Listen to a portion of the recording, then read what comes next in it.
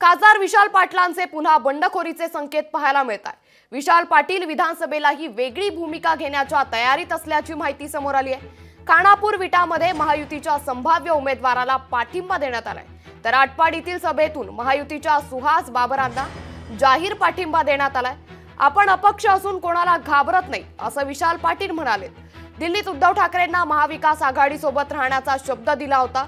लोकसभेनंतर आता विधानसभेतही महाविकास आघाडीला बंडखोरीचा फटका बसणार का हे पाहणं महत्त्वाचं ठरणार आहे। खानापूर आटपाडी सुद्धा एक बाजार भरणार आहे आणि त्यामुळे त्या बाजारात सुद्धा अशा पद्धतीनंच हा मतांच्या स्वरूपात दर हा लाखांच्या आकड्यात सुहास भैया तुम्हाला मिळावा।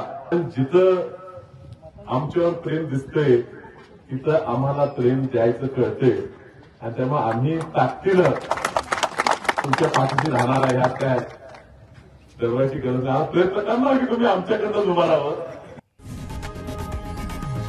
लोकशाही मराठी ऐका, पहा, जागरूक रहा।